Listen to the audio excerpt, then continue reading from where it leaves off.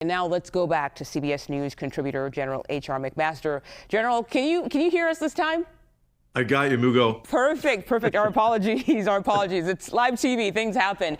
We were talking about the United States possibly deploying some sailors and Marines to the Middle East, and we wanted to get your take on what the deployment of these additional troops would mean for the war in Iran. Well, Mugo, what you're seeing is the phase in of different sorts of capabilities. The initial phase of the operation was to take out their air defenses and to take out some of the most critical sites associated with the launchers and the missiles and the drones, and to do that from standoff range. Once those air defenses were defeated, now what you have is this massive air armada that is engaged in striking multiple targets simultaneously across Iran, but also patrolling to look for these launchers, to take the launchers out, to take the drones out while they're on the ground. And this next phase of the operation, I think, will be to cause more attrition on that and to set conditions really for the reopening of the Strait of Hormuz. And so those capabilities that are coming with those additional sailors and Marines I think are meant to shift the focus in this next phase of the conflict. And the U.S. has also promised to escort oil tankers through the Strait of Hormuz. From your experience, how exactly would that work? Well, I'm an Army guy, but I have some Navy friends, and I think what they're certainly going to do is go after these launchers and the drones. That's hundreds of miles deep into Iranian territory. It's important to recognize, it's the strait itself, which is about 54 kilometers across at its narrowest point, but it's also deeper into the Gulf.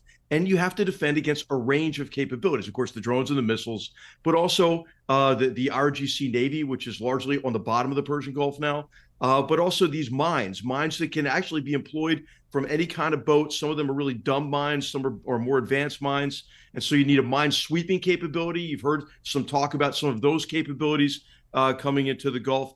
But I think, Mugo, what's important to realize is once the ships start moving through again, and some of them are moving through, Chinese ships, for example, a couple of Indian LNG tankers went through, but that'll slowly ramp up. It's not going to be like, hey, green light, everything back to normal. Yeah.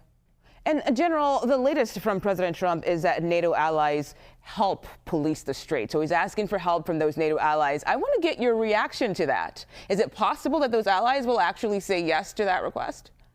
Yeah, of course. Yes, they're going to say yes. Mugo, here, I think it has to be really clear at this stage the nature of this regime that's murdered, over 30 to 40,000 of its own people in the last month, that is conducting this onslaught, against 14 different countries in the region, and affecting the international economy and affecting the European and the Asian economies much more than the United States, based on our oil production and refinement capacity. So yes, they're going to come in. There's been this period of time where they've been reluctant, but President Trump always emphasizes kind of burden sharing as well. And I'm sure what he's saying to them, the way he talks to them a lot of times, like, hey, well, I'm solving your problem for you over here. You've got to put something in to assist as well. And I think that coalition will build over time, Mugo. But I'm curious, do you think bringing in more allies, do you think that just makes this war worse than it's supposed to be? Do you think it expands things out as opposed to trying to de-escalate at this point? No, it's better, because what you want to do is you want to escalate at this point to defeat this horrible regime. And Mugo, the thing to watch, I think, is not only the strait opening, but the targeting of the repressive arms of the regime, the Islamic Revolutionary Guards Corps and the Basij. So yesterday, strikes against those people who committed the mass murder in January, those occurred in 6 different provinces. So let's hope that, as we get into Nowruz, which is the new beginning, the Persian New Year, that there's going to be a new beginning for the Iranian people. Okay. General H.R. McMaster, as always, we appreciate your insight. Thank you so much for your time. Thank you, Mugo.